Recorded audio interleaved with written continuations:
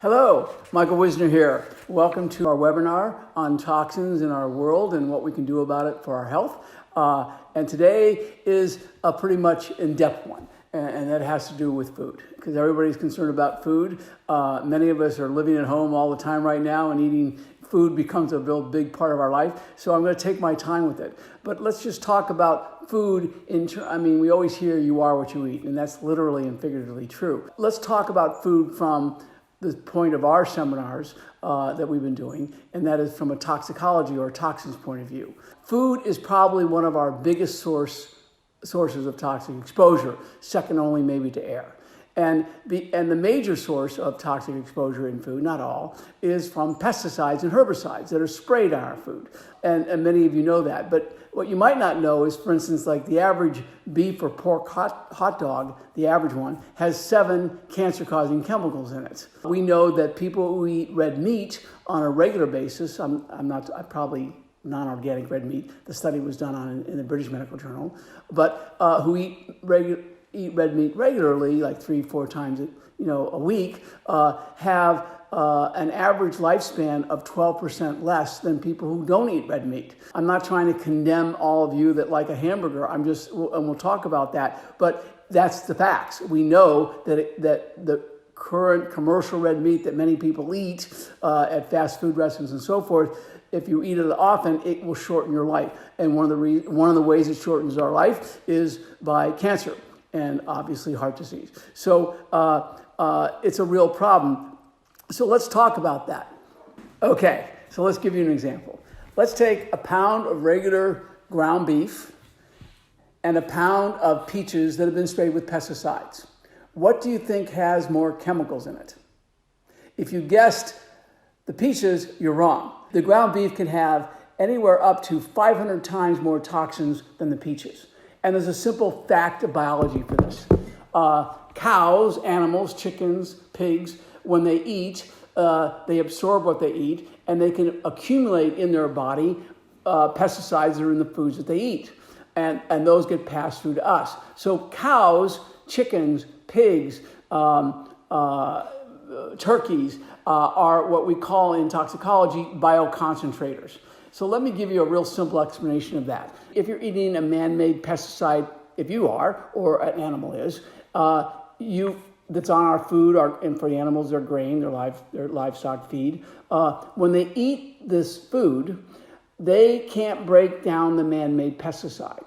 They can break down the food and pass out the waste. They've been doing that for eons. But a man-made chemical that is actually designed to persist, most pesticides are designed to last in the farm over weeks and months. They don't want to spray every day. They're designed not to break down. So the cow has no magic enzyme in its body. It can't break it down. So it excretes its waste. And that chemical, those man-made pesticides, herbicides, which are oil-based, go to the only oil-based tissue the cow has in its body, is fat tissue. And when I say fat tissue, whether it's being a cow or a chicken or you or I, we all have fat tissue, whether we're small, medium, or large. And the best analogy I can give you to this mechanism is think of the lint trap in your clothes dryer that never gets cleaned out. And you've got a pretty good idea of fat as a repository for chemicals that we take in through our food and actually through air and water. We've covered that in other parts of this series. So as that cow eats over 3-4 years of life, it's accumulating higher and higher amounts of these pesticides in their fat tissue.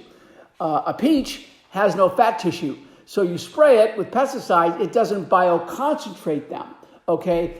A cow bioconcentrates them. Thus, you have 500 times more pesticides in this pound of average ground beef than you would in peaches. And that's why. In toxicology, we call that toxic bioaccumulation. Fancy word, just means the lint trap is getting filled up over time. So what do we know about that? We know that increase of bioaccumulation in the body increases the internal dose, which increases our risk to diseases like cancer and Parkinson's, Huntington's, that kind of thing. So this is one of the major sources of toxins that you have in most people's average diets. Let me take that through for a scenario for you, which might be very real to you. So let's say I'm a rancher down in Chile, and I raise beef, cattle. And I also raise the grain on my ranch to feed my cattle. It's cheaper.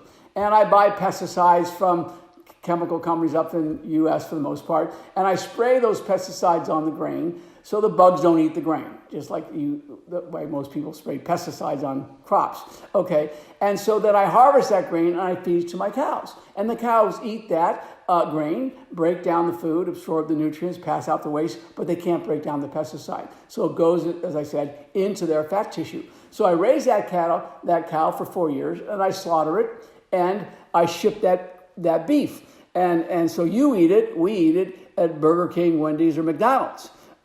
That's what we call in science, and we've testified in Congress on this, we call that the circle of poison.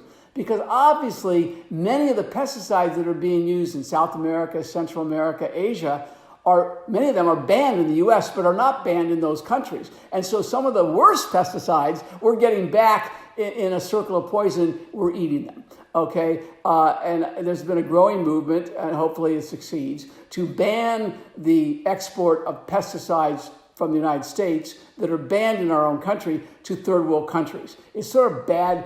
It's sort of being a bad neighbor just for money, and we sort of get our bad karma back. So don't think that just because it's coming from Asia or something, it's safe.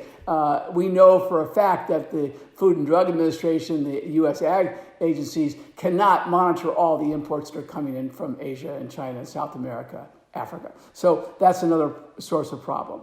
Another pesticide that's come into the news in the last couple of years, and you've probably heard of it, is the pesticide herbicide called Roundup. It's made to kill weeds. The active ingredient in Roundup is called glyphosate. I'll give you a little history about it. I know more than I probably should about this subject, but I'll get into it to you because it's relevant to your health and your diet. So glyphosate was first discovered as a descaler chemical for boilers. So if you wanted to take the scale off of an industrial boiler, you could spray it with glyphosate and it would take that out. Now, what does that mean? Well, think of your shower head or faucet that gets calcium deposits. That's what we call scaling. And glyphosate was found 40, 50 years ago. If you sprayed it, it would dissolve those calcium deposits and descale industrial boilers. That's how it was first used. Then around 40 years or so ago, a guy named John France, who worked for Monsanto, discovered that glyphosate killed weeds. And so it was run through by Monsanto as a patent as a weed killer, and that's how we came to get glyphosate, brand named Roundup. And it was used and has been used for 40 years all over the world. It's probably the largest selling herbicide pesticide in the history of the planet. And it was touted as safe, and it would kill the weeds and not kill the plants and so forth and so on. The real truth of the matter is Roundup will kill other plants. But what Monsanto did is, through genetic engineering, they designed seeds that the plants that grew from these genetically designed seeds would be resistant to Roundup. And that's really what we call GMOs. A plant that comes from a crop, a fruit, a vegetable, a grain that comes from a genetically modified organism, a GMO, okay, is mostly have been designed to resist Roundup. Why? Well, so a farmer could plant crops closer together because they didn't have to get in between the crop lines to weed because they kill the weeds. They could spray as much Roundup as they wanted and it wouldn't hurt the plants. The only kick is that a farmer had to buy those seeds from Monsanto and had to buy them every year. In history of the world, agriculture, how farmers get their seeds is they save a certain small amount of their crops every year, and they beat those dead crops to get the seeds out, and they plant them. They didn't have to pay anybody for seeds. Well, Monsanto, because they have a patent on it, you have to buy those seeds every year. So the farmer makes that decision, well, it saves me money because I have less watering, I have less labor costs, I can get crops closer together, more yield per acre. That is offset by the exorbitant charge they're charging for the seeds every year. So that was how the Roundup glyphosate model worked. Well, what happened about 4 years ago, the International Agency for Research on Cancer, IARC, came out with a study, a major study, done by independent scientists from around the world. And this is a group that's under the WHO. And they found, by a comprehensive study of all the literature and studies, their recommendation was that Roundup is a probable human carcinogen. What does that mean? 50%, 51%? No, that's 80 to 90%. It's going to cause cancer. So all of a sudden there's a big fury. Now that went into lawsuits. The first major lawsuit on Roundup against Monsanto was brought by a maintenance man who worked in the Benicia school district for years, and he sprayed the stuff to kill the weeds in the school district, all over different school grounds and so forth. And he contracted non-Hodgkin lymphoma, which is a form of cancer, and that's the form of cancer that's most, not only, but mostly associated with Roundup exposures. And so he brought suit, and a jury in San Francisco awarded him $285 million because what was proven to the jury was that, one, Roundup does cause cancer and caused his cancer, and two, Monsanto knew it could do that and failed to warn. And that's why the judgment was so high in the jury's eyes. Then a year later, the second largest suit against Monsanto was waged in Oakland, California, a man and a wife. They had 4 or 5 properties in Northern California. They used Roundup on all the properties all the time to spray, and they both contracted non-Hodgkin lymphoma with no other chemical exposure histories. Now, the likelihood of 2 genetically unrelated people contracting the same disease, non-Hodgkin lymphoma, is far less likely than you or I getting hit by lightning. And so again, the jury was persuaded that Roundup causes cancer, that it caused their cancer or contributed substantially to their cancer, and awarded them $2.1 billion. So we know both in the science end of it and in the jurisprudence end of it that this stuff causes cancer. I know all that because my son was the young attorney who won both those cases. So I'm sorry for the nepotism, but I had to get that in. Now, a lot of people say to me, well, that's why I eat organic. And by the way, that's really good if you eat organic foods. And I'll get into that a little bit more. But I have to tell you that just because you're eating organic foods, crops and grains and so forth, doesn't mean you're not eating glyphosate. Why? There's a loophole in the law. What a lot of organic, not all, but what a lot of organic farmers do is any farmer, when you're growing alfalfa or wheat or various grains, corn, cotton, you can't harvest those crops until they just start to turn brown. Why? If they're green and leafy right before harvest time, they can't cut easily. They're too soft. So when they start getting a little brittle, that's when they harvest wheat or rice and other alfalfa and cotton and that type of thing. So what organic farmers do, not all, but what many of them do, is they spray Roundup a few weeks earlier than when they would normally harvest the grain crop. And what that does is it browns their crops, kills them a little faster, and they can harvest earlier. Why? Well, they can harvest earlier, they can get the next crop in the ground. So it's economics. And because they're spraying it on at harvest, not during growth, that doesn't violate their organic certifications. So Environmental Working Group did studies, and you can look it up on their website, ewg.org. They did studies and found that you could find glyphosate in almost any grain, organic or non-organic. Quaker oats, organic oatmeal, organic granola bars, frosted flakes, corn flakes. It's everywhere in grain food, okay? Now, what they did find, if you look it up on the studies, they did find the amount of glyphosate in organic grains and crops is far less by an order of magnitude than in non-organic. So it still behooves us all to eat organic whenever we can. Okay, so here's the good news.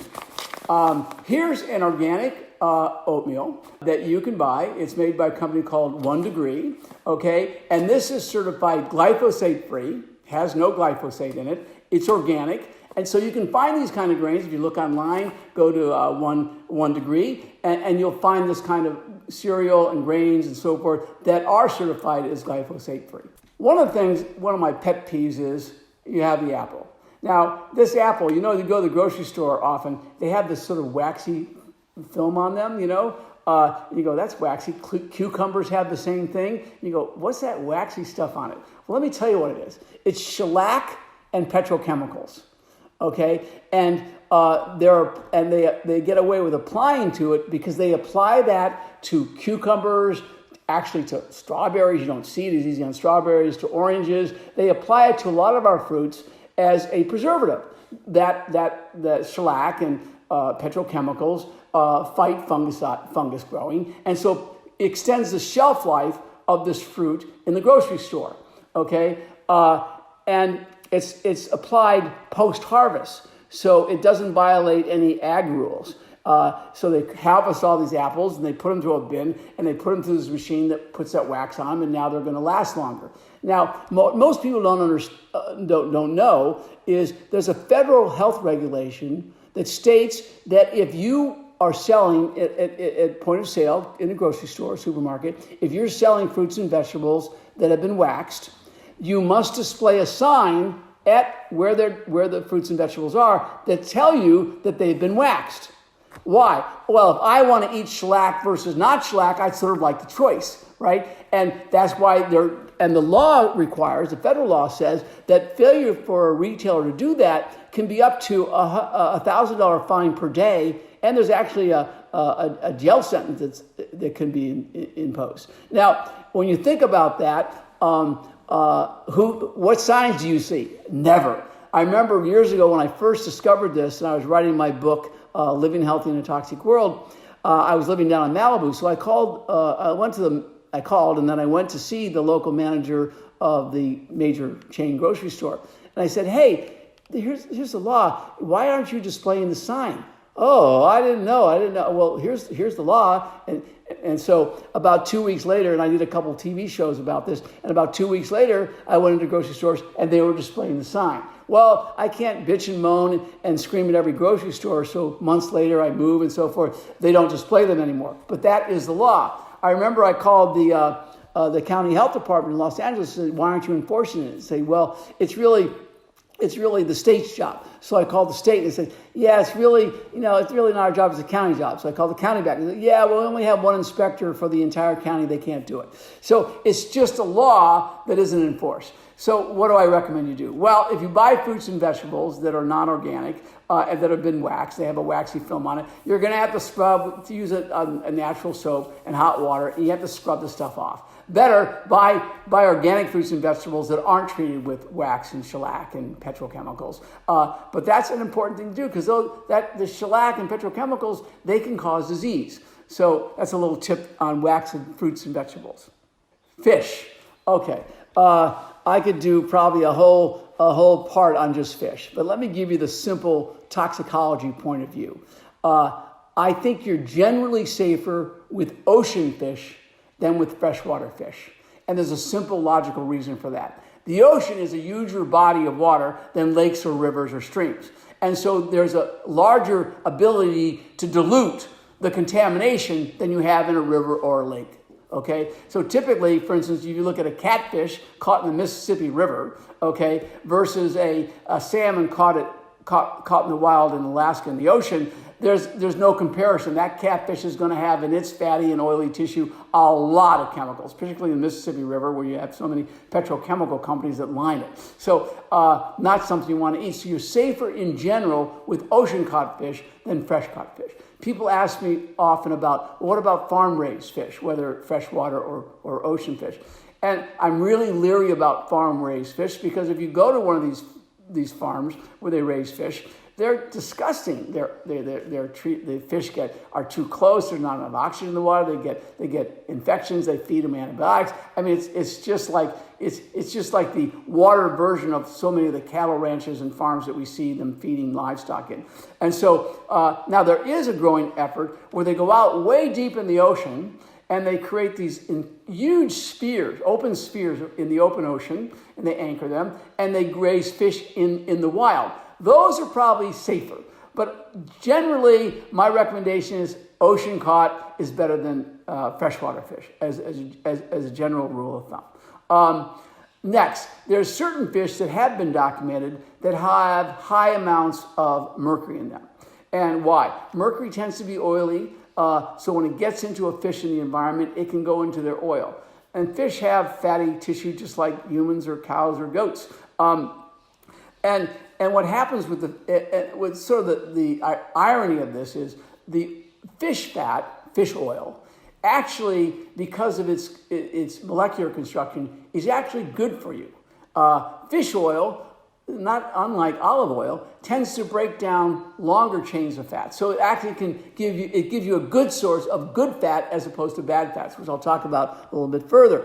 But because of that good nature of swordfish and tuna fish, that's a good point. But because they have that good point of high oily content to their bodies, they will accumulate in their lymph trap mercury. That's from industrial pollution, air pollution, sewers, and that type of thing. And so we found that swordfish and tuna fish are high in mercury, so much so that the Environmental Protection Agency has recommended that people don't eat swordfish more than once or twice a month. And the same thing with tuna for that reason. It's high in mercury. Now, mercury is a neurotoxin. Maybe you heard the expression "mad as a hatter." That expression was made famous in Lewis Carroll's Alice in Looking Glass, Alice in Wonderland. But he borrowed that expression from late Renaissance Europe. In late Renaissance Europe, tall felt hats were like the fashion rage for men and women. And if you went into a hatting plant, which is as big as most people's garages today, a couple long wood tables back then, and hatters would stand at these tables and they would rub this liquid solution into the felt. And when that solution dried, the felt would get stiff and you could make the hats stand up tall. It wouldn't droop like a Harry Potter hat. And the solution they rubbed into the felt was liquid mercury. Well, liquid mercury is dermal absorption. It will absorb the skin. So if you worked at a hatting plant factory back in the late Middle Ages, early Renaissance periods, within about 2 weeks, you'd be walking around forgetting your name, drooling, maybe limping, and people would say, "Oh, you work at a hatting plant? You'd be mad as a hatter." That's actually where the expression came from, because it is a neurotoxin. It can actually cause severe neurological problems, memory loss, stumbling, nerve damage. This is not something you want to be eating. Now, I have a very close friend, and her favorite lunch was to mix tuna salad. And she would eat it every day with raisins and cranberries and stuff. And she loved it. And of course, it tasted great. And I said, "You got to stop eating that every day." And so finally, when she went for her annual physical, she asked the doctor to add mercury and lead to her normal physical blood test. And she told me, it was high in mercury, so she stopped it. And if you stop that, and we're going to talk about detoxification in our final series, in this whole series of seminars, we'll talk about detoxification. But that's something, again, to think about when you're thinking about ordering fish. Okay, the next thing I want to talk to you about is a subject called excitotoxins. Now, there's a whole book written by Russell Blaylock, a medical doctor, called Excitotoxins. You can get that. I've read it a couple of times. But let me, in layman's terms, sort of sum it up for you.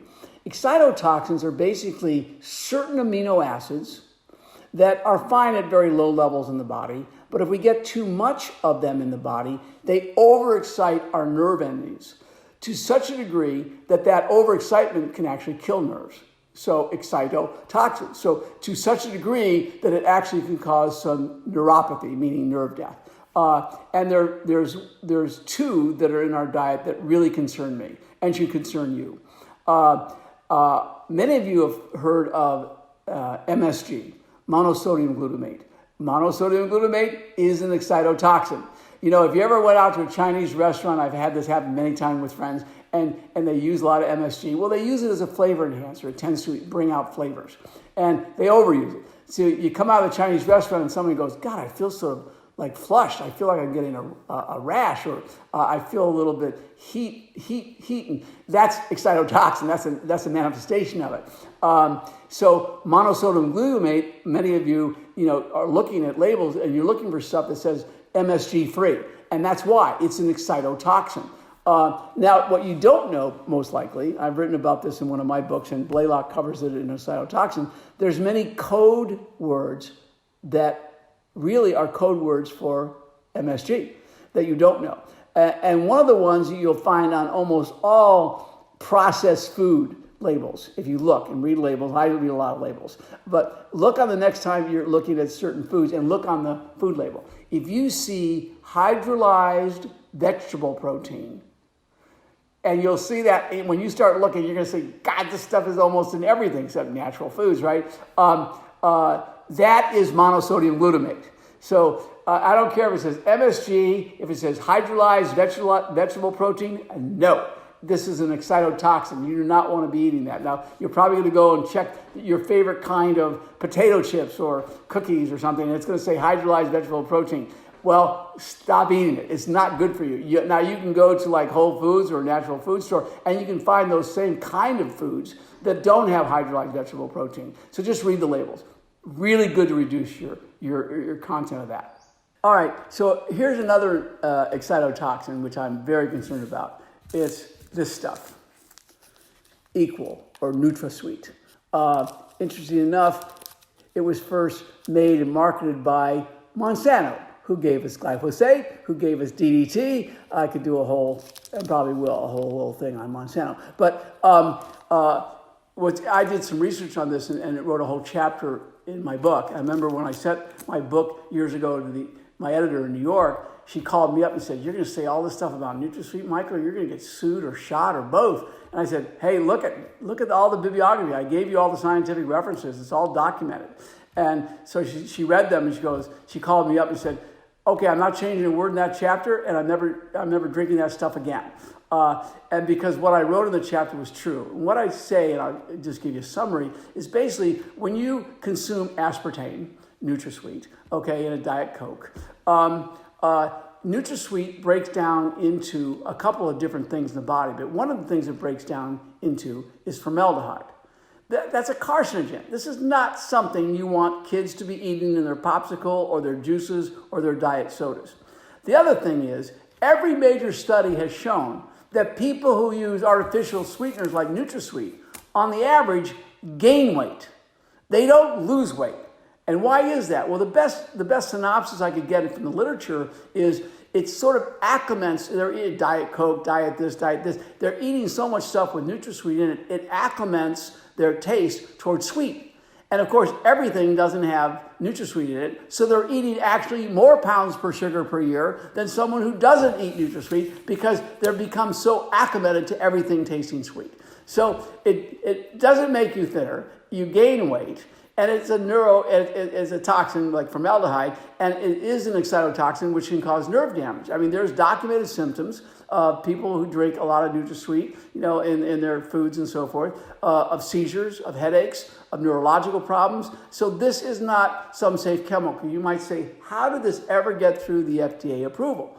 Well, there's a guy who was the chief executive officer of the Monsanto company that owned Nutrasweet at the time, called G.D. Searle.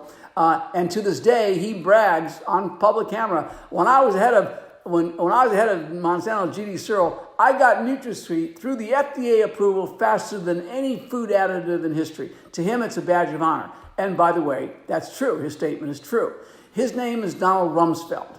You know, the guy who was Secretary of State and said, there are weapons of mass destruction in Iraq. We better go in there. We go in there, millions of people dead later, $1 trillion worth of army expenses and so forth. No mass destruction. This is not a guy whose report I trust, okay? Also, we found out in research that about 30 or more of the employees who worked as employees of the FDA or consultants to the FDA on the Nutrasweet approval, within 90 days to 180 days after Nutrasweet was approval, those 30 plus people were working at G.D. Searle. I mean, so this is literally the fox watching the chicken house. This approval was scanty at best. The science says this is not something you drink, so throw it out. It's not worth it. I'm going to throw this out as soon as I'm done this today. So what do you do if you want something that's safe, that adds something sweet to your tea or coffee in the morning or your juice? Plant, stevia. You can buy this at almost any grocery store. I got this from Whole Foods. It's safe, it's organic, it's a plant. And it will sweeten your coffee, your juice, your tea, whatever it is you want. And it's safe, and it's a safe alternative. So that's it on Nutrasweet, guys. Okay, so I told you all the horrors. Now what do you do? The simple, easiest rule of thumb is eat organic, okay?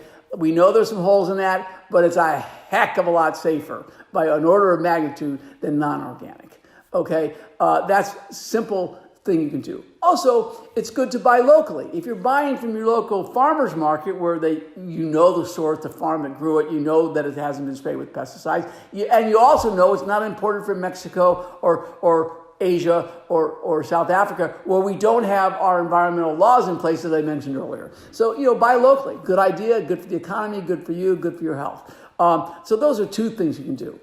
People ask me, well, what's the ideal diet? I don't know. I don't know if there's such thing as an ideal diet. But for me, I think that the vegan diet is probably the best. And I'm not saying that because I think it's terrible what we do to animals and so forth. I think some of the commercial livestock raising is terrible. But I say that for a number of reasons, that a vegan diet might be better. Remember, we've cut down 200 million acres of natural forest in this country to raise cows. I mean, 200 million acres of natural forest that create oxygen, that help with climate change and weather and all that, just to raise cattle. It takes 2,500 gallons of water to raise a pound of ground beef. It takes 20 to 30 gallons of water to raise a pound of soybeans. Okay? So in a world where water is becoming our next area of contention in the world, fresh water, clean water, this is not good for the environment in a whole bunch of different ways. So that's one of the reasons I tend to be into being at least vegetarian. Okay? So that's something to consider. People will say, and the other reason is that animal protein, okay, is a source of great toxic exposure, and that goes back to what I mentioned earlier. If I'm eating non-organic cheese, butter, eggs, milk, bacon, beef, chicken, turkey, etc., that means if they're non-organic, if they're not certified organic, that means that those animals have been raised with grains that have pesticides on them. And just like I said, those pesticides are going to come through in their fatty tissue, in the milk, and the cheese, and the butter, and the eggs, into you. Okay, and that only increases your own internal toxic load over time.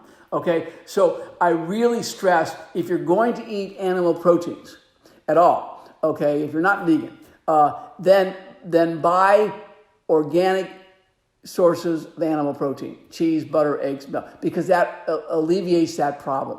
Okay, so if you really got to have a hamburger, then make it organic, because you're going to avoid all the pesticides that have accumulated in those animal lint traps that you're now eating. Okay, so I think that's an important thing to consider if you're going to eat animal proteins. If you're not going to eat animal proteins, if you are a vegetarian or vegan diet, then there's two things that you want to remember. The only thing that you don't get a lot of in eating vegan food, vegan diet, is you don't get a lot of B12, which we have to get from exterior to us. We don't make it internally in our bodies. And often if you don't eat a whole bunch of green, real deep green vegetables, you don't get enough iron. And B12 and iron are the two ingredients that we use in our bodies to make hemoglobin, red blood cells. Okay? So if you don't get enough B12 and iron in your diet, you can become anemic. And I think that's really important for women who menstruate, okay, particularly if they're on a vegan diet, because they lose a certain amount of blood every month. They need to build red blood cells, and they can easily become anemic if they're on a vegan diet or a vegetarian diet and they're not getting enough adequate B12 and iron. So what do?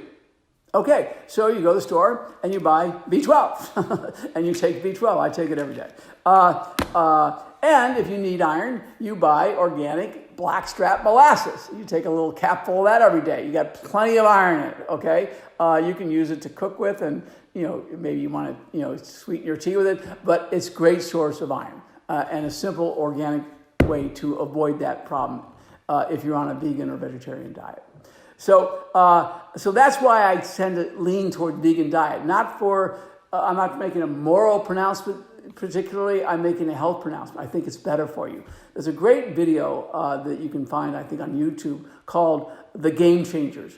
And if you get a chance, it's called The Game Changers. Take a look at it. I thought it was really interesting because they debunk a couple of myths for people. A lot of people, like, I've been an athlete all my life. I have sons that are very athletic. A lot of them, and I always was told, hey, if you want to build up and get your muscles up to play football or basketball, you want to get wrestling or whatever, the only way you're going to build muscle mass is you got to eat a lot of animal protein. So, a dozen eggs in the morning and 3 steaks at night and all, because that's where you get the protein from. And then I watch the Game Changers and I go, wait a minute. What's one of the most muscular animals in the world? A gorilla. He's nothing but leaves and roots and plant branches. So it's a myth that we can't make on a vegetarian diet muscle. It's just totally debunked. But I think if you watch the Game Changers, you'll learn a lot more about the vegan diet and things you can do. Great reference in terms of diet. But again, if you're going to continue to eat meat and animal protein, fine, but make sure, spend your money on organic animal protein sources.